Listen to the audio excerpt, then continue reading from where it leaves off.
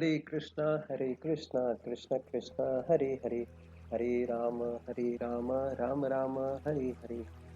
हरे कृष्ण भक्तों, आपका स्वागत है एवरीडे विद भगवत गीता की सीरीज में। आज हम भगवत गीता के पहले अध्याय के 32वें से 35वें श्लोक पे चर्चा करेंगे।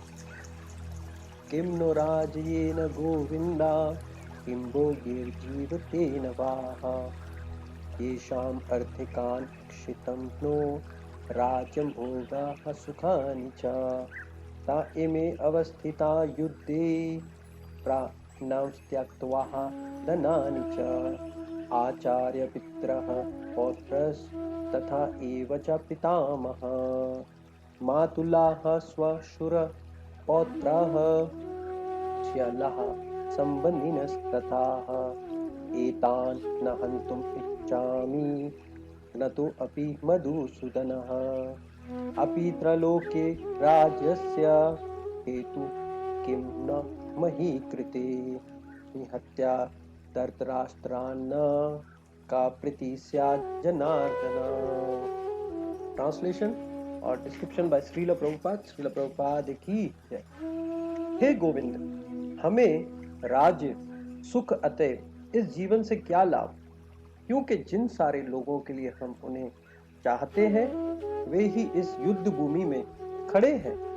हे मधुसूदन, जब गुरुजन, पितृगण, पौत्रगण, पितामह, मामा, ससुर, पौत्रगण, साले तथा अन्य सारे संबंधी अपने धन एवं प्राण देने के लिए तत्पर हैं और मेरे समक्ष खड़े हैं, तो फिर मैं इन सबको क्यों मारना चाहूंगा, भले ही वे मुझे क्यों ना ही मार डाले।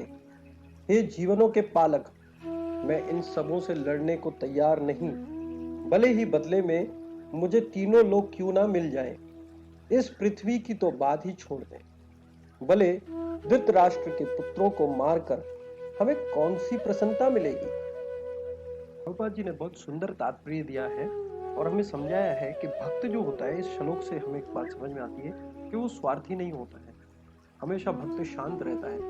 इस संसार में होते हुए भी आज आप देख रहे हैं संसार की स्थिति क्या है। हर व्यक्ति, उसके चेहरे पे परेशानी है, लोग मुस्कुरा नहीं रहे हैं। लोगों की जिंदगी में से खुशी नाम की चीज चली गई है, जो हैप्पीनेस थी, क्योंकि सिंपल लिविंग, हाई थिंकिंग नहीं है। और भक्त जो होता है वो स्वार्थ के कारण क्या होता है, हमेशा संतुष्ट रहता है। भक्त तो ऐसे होते हैं, वो सारी परेशानियां अपने सर पर लेने के लिए तैयार होते हैं और दूसरों को खुशी देना चाहते हैं, जिसके कारण क्या होता है, दूसरों को खुश करने से वो खुद भी खुश रहते हैं। ये एक सीक्रेट है भगवत गीता को और भक्ति का, जो कि कला है भक्तों के बीच में सीखने को मिलती है। और भक्त को क्या कहा गया है, पर दुखे दुखी, दूसरों के दुख को देख के वो दुखी होता है। परंतु हमें क्या है, संसार के अंदर दूसरों के दुख को देख के हम सुखी होते हैं। तो ये बहुत बड़ा डेंजरस है। ये जो है ना, डिमोनिक नेचर है, जिसको राक्षसी या असुरी स्वभाव करेंगे। जब कोई व्यक्ति दुखी हो तो हमें भी क्या होना चाहिए, उनका साथ देके उनको प्रयास करना चाहिए कि किस प्रकार से सुख हो सके। तो सुखी जीवन तो कृष्ण की भक्ति में ही है, भगवान के चरण कमल में है। संसार में जो सुख है वो कुछ समय का है, परंतु कोई व्यक्ति अगर अकलमंद है और वो चाहता है कि मुझे नित्य आनंद मिले, तो ऐसे सुंदर श्री गौर हरि और नित्यानंद की शरण लेने के बाद ही ये जो स्टेटस है वो प्राप्त होता है। तो क्या है, इस श्लोक के अंदर एक और चीज हमें समझ में आती है कि जो सेवा है ना, वो जीव का स्वभाव है। अभी हम कैसे समझें इसको, सेवा जीव का स्वभाव है। सेवा का मतलब होता है कि देखिए, पत्नी पति की सेवा करती है, बच्चों की सेवा करती है। पति क्या करता है, ऑफिस में जाके अपने बॉस की सेवा करता है। फिर क्या है, हर प्रति व्यक्ति इस संसार के अंदर कुछ ना कुछ सेवाओं के अंदर जुड़ा हुआ है। जैसे कि चीनी है, जो मिठास है, उसकी स्वीटनेस अगर उनसे छीन ली जाए तो चीनी चीनी नहीं रहती। अब चीनी तभी चीनी होगी, शुगर जो है, जब उसके अंदर मिठास होगा। इसी प्रकार से प्रभुपाद जी ने बहुत अच्छा हमको समझाया है कि अगर आप चीनी में से मिठास निकाल दोगे तो वो चीनी नहीं होगी। इसी प्रकार से जीव से जब आप सेवा निकाल दोगे तो वो जीव नहीं रहता। तो जीव का क्या है, जीवेरा स्वरूप है कृष्णेर नित्यदास। जो कॉन्स्टिट्यूशनल पोजीशन है जीव की, वो क्या है, सेवा करना है। और सेवा कैसे होती है, वो इंद्रियों से होती है। भगवान श्री कृष्ण का नाम यहाँ पर गोविंद बताया गया है। गोविंद कौन है, जो गैयों की रक्षा करते हैं और इन इंद्रियों का पालन करते हैं, इंद्रियों को उनको संतुष्ट रखते हैं, ऐसे भगवान श्री कृष्ण है। तो इंद्रियां क्या है, इंद्रियां दो हैं, एक हमारी इंद्रियां हैं और एक भगवान की इंद्रियां हैं। इंद्रियों के माध्यम से हम सेवा करते हैं, सर्विस प्रोवाइड करते हैं। और इंद्रियां क्या क्या है, देखने की इंद्री है, सुनने की इंद्री है, जो स्मेल यानी कि गंध जो होती है, खुशबू है या बदबू है, उसको स्मेल करने का जो है वो एक इंद्री है। टेस्ट करने की, जीभा पर अच्छा खाना है, बुरा खाना है, कड़वा है, मीठा है, ये एक इंद्री है। और स्पर्श करने की, टच करने की इंद्री है, जो कोई सेंसेशन भी जिसे कहते हैं। और छठी इंद्री क्या है? वो है मन। ये 6 इंद्रियों के माध्यम से क्या करते हैं कि व्यक्ति जो है वो सेवा करता है। इस प्रकार से आपको ऐसे समझाएं आसान जबान में कि मान लो जब कोई जीव भगवान से दूर हो जाता है तो वो दुखी रहता है, और जब भगवान के साथ रहता है तो सुखी रहता है। इसको कैसे समझें? जैसे कि माँ है, बच्चे से अलग हो जाती है, बच्चा माँ से अलग हो जाता है तो वो रोता है कि मुझे माँ का एसोसिएशन है। क्यों? प्रेम के कारण वो माँ की तरफ भागता है, लाड लड़ाता है। प्रेम है तो संबंध है, संबंध नहीं है, प्रेम नहीं है तो संबंध प्राप्त करना भी बहुत कठिन है। तो यहाँ पर बताते हैं आसान अल्फाजों में कैसे समझें इसको। जैसे मान लीजिए हमारे एक बॉडी का पार्ट है, बाल है। बाल जब तक इस हमारे शरीर के साथ जुड़ा हुआ है तब तक क्या करेगा बाल? उसकी हम लोग सेवा करेंगे। कैसे सेवा होगी इसकी? नहाएंगे तो बाल भी सेवा में ना आ जाएंगे। अगर उसको गीला मतलब उसको ड्राई हो रहे तो हम इसको जो है वो क्या करते हैं, शैम्पू करते हैं, हम इसको जो है वो ऑयल लगाते हैं। और शरीर के साथ जुड़े होने के बाद वो हमेशा संतुष्ट रहता है, ठीक रहता है, उसकी देखभाल हर चीज होती है। परंतु जैसे ही बाल जो हमारे शरीर में है वो अलग हो जाता है तो फिर क्या होता है, कभी किसके पैरों में आता है, कभी कूड़े करकट में जाता है और कभी ड्रेनेज में चले जाता है। तो उसकी कोई वैल्यू नहीं रहती है। जब तक वो शरीर से जुड़ा हुआ है तब तक उसका पालन पोषण, उसका ख्याल वगैरह सब कुछ रखा जाए। इसी प्रकार से जीव जब भगवान से अलग हो जाता है तो उसकी दिशा बहुत ही कठिन हो जाती है। जैसे कि भगवत गीता के 15वें अध्याय के 7वें श्लोक में भगवान कहते हैं, ममैवंश जीव लोके जीव भूत सनातना मन शस्त्रांद्रियानि प्रकृति स्थानी कर्षति। इस बद्ध जगत, इस भौतिक सिद्धांत को भगवान श्री कृष्ण ने कैसा बताया? इस बद्ध जगत में सारे जीव मेरे शाश्वत अंश हैं। भगवान हमारे परम पिता हैं और भगवान ही क्या है? इस भौतिक संसार में बीज देने वाले पिता हैं। भगवान क्या है? पिता है, हमारे पिता के समान है। बद्ध जीवन के कारण वे 6 इंद्रियों के घोर संघर्ष कर रहे हैं, जिसमें मन भी सम्मिलित है। जैसे कि 6 इंद्रियां, 5 इंद्रियां मैंने आपको बता दी, sight, hearing, smell, taste and touch, और छठी इंद्रिय मन। और ये सारी इंद्रियों के माध्यम से हम क्या करते हैं? सेवा करते हैं। इस भौतिक संसार में या तो भगवान की सेवा करते हैं।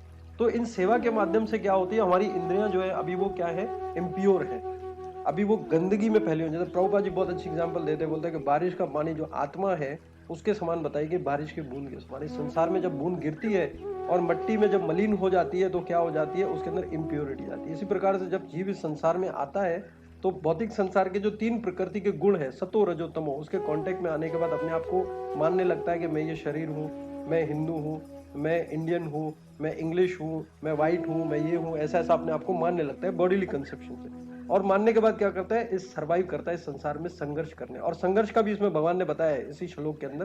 क्या कहे कि शाश्वत अंश है और बद्ध जीवन के कारण वे 6 इंद्रियों के घोर संघर्ष कर रहा है। घोर संघर्ष मतलब बहुत ज्यादा स्ट्रगल कर रहा है इस संसार में। और जैसे ही आप देखिए, अगर वो संघर्ष को खत्म करना चाहते तो अपनी इंद्रियों को उसे शुद्ध करना पड़ेगा। और इंद्रियों को शुद्ध करने का क्या साधन है?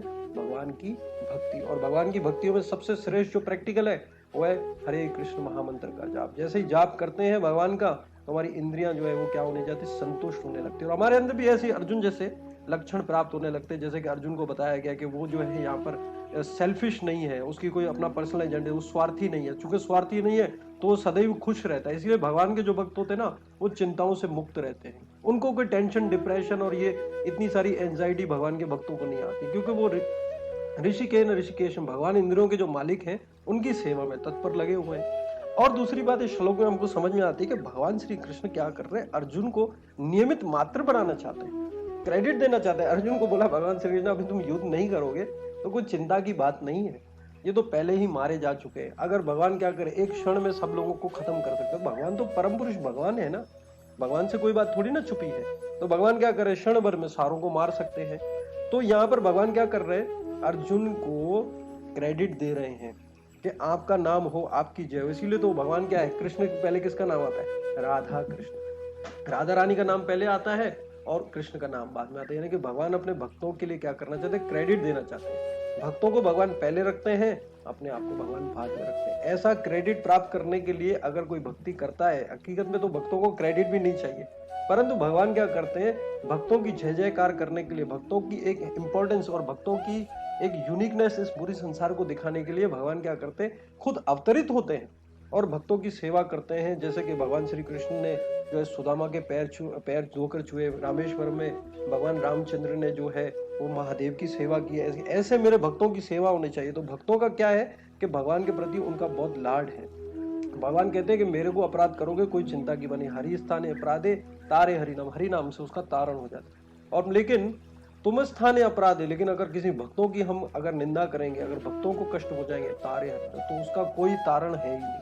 तो इसीलिए भक्ति के अंदर भी जब हम भक्तों के बीच में रहते हैं तो हमें बहुत सतर्क रहना चाहिए कि भक्तों के प्रति कोई अपराध ना हो। भगवान धाम और इन सारे के प्रति अपराध तो माफ हो जाते हैं, लेकिन भगवान के भक्तों, क्योंकि भगवान जो है ना वो अपने भक्तों से बड़ा प्रेम करते हैं।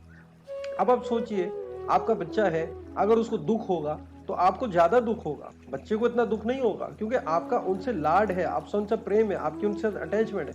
इसीलिए भगवान क्या कहते हैं कि बच्चे हैं मेरे। भगवान जैसे ध्रुव महाराज थे, प्रहलाद महाराज थे, वो भगवान के शुद्ध भक्त थे, और भगवान क्या है अपने भक्तों के बगैर रह ही नहीं सकते। तो प्रभुपाद जी बहुत सुंदर यहाँ पर तात्पर्य लिखे हैं। प्रभुपाद जी कहते हैं अर्जुन ने भगवान कृष्ण को गोविंद कहकर संबोधित किया क्योंकि वे गइयों तथा इंद्रियों की समस्त प्रसन्नता के विषय हैं।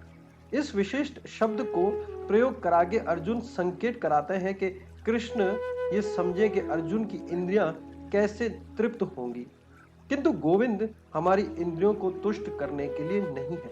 हाँ, यदि हम गोविंद की इंद्रियों को तुष्ट करने का प्रयास करते हैं तो हमारी इंद्रियां स्वतः तुष्ट हो जाती हैं। भौतिक दृष्टि से प्रत्येक व्यक्ति अपनी इंद्रियों को तुष्ट करना चाहता है और चाहता है कि ईश्वर उसके आज्ञा पालक की तरह कर्म करें, किंतु ईश्वर उनकी तृप्ति वे तक करते हैं जितनी वे पत्र होते हैं, उस हद तक नहीं जितने वे चाहते हैं।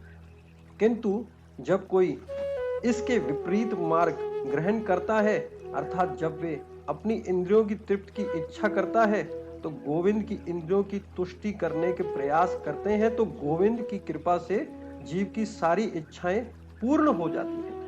यहाँ पर जाति तथा कुटुंबियों के प्रति अर्जुन की प्रगाढ़ स्नेह आंशिक रूप से इन सब के प्रति उसकी स्वाभाविक करुणा का कारण है। अतः वे युद्ध करने के लिए तैयार नहीं है। हर व्यक्ति अपने वैभव का प्रदर्शन अपने मित्रों तथा परिजनों के समक्ष करना चाहता है, किंतु अर्जुन को भय है कि इसके सारे मित्र तथा परिजन युद्ध भूमि में मारे जाएंगे और वे विजय को प्रयास यानी कि उनको विजय प्राप्त हो अपने वैभव का उपयोग न करते हुए कर सके। बौद्धिक जीवन का ये सामान्य लेखलोज है, किंतु आध्यात्मिक जीवन इससे स्वार्थहीन होता है। चूंकि भक्त भगवान की इच्छाओं के पूर्ति करने और चाहते हैं, अतः भगवत इच्छा होने पर वे भगवान की सेवा के लिए सारे ऐश्वर्य स्वीकार कर सकते हैं, किंतु यदि भगवान इच्छा ना हो तो वे पैसा भी ग्रहण नहीं करते। अर्जुन अपने संबंधियों को मारना नहीं चाहता था, और यदि उनके मारने की आवश्यकता को अर्जुन की इच्छा थी, कृष्ण स्वयं उनकी वध कर चुके थे। इस समय उसे पता नहीं है कि कृष्ण उन सबों को युद्ध भूमि में आने की पहले मार चुके और अब उसे निमित्त मात्र बनाना चाहते हैं। इसका उद्घाटन अगले अध्यायों में भी आएगा। भगवान का सच्चा भक्त होने के कारण अर्जुन अपने अत्याचारी बांधवों से प्रतिशोध नहीं लेना चाहता, किंतु ये भगवान की योजना थी कि सबका वध हो। भगवत भक्त जो भगवान का भक्त होता है वो दुष्टों से प्रतिशोध नहीं लेता, किंतु भगवान दुष्टों द्वारा भक्त के उत्पन्न यानी तकलीफों को सहन नहीं कर पाते। भगवान किसी व्यक्ति को अपनी इच्छा से क्षमा कर सकते हैं, किंतु यदि कोई उनकी भक्तों को हानि पहुंचाता है या तकलीफ देता है तो वे क्षमा नहीं करते। इसलिए भगवान इन दुर्चारियों का वध करने के लिए उद्यत हैं, यद्यपि अर्जुन उन्हें क्षमा करना चाहता था। तो यही क्लास का हम विराम करेंगे। हम डेली भगवत गीता के आपको श्लोक भेजते हैं, आप उनको सुनिए समझिए। कोई आपका प्रश्न है तो 00971556444658 पर आप पूछ सकते हैं, और ये मैसेज जो कि विद्यादान के माध्यम से और लोगों को भेज सकते हैं। रोज एक भगवत गीता के श्लोक पढ़ने से कुछ ही 2-3 सालों में आप पूरी भगवत गीता को समझ सकते हैं, अगर यदि आप रोज अपना 15 मिनट भगवत गीता को प्रदान करें। तो ये एक बहुत बड़ा उपगेर है इस संसार के अंदर तरह की कष्टों से पार। श्री श्री राधा गोविंद भगवान की जय, श्री श्री गौर निताय की जय, श्रील प्रभुपाद की जय, निताय गौर प्रेमानंद।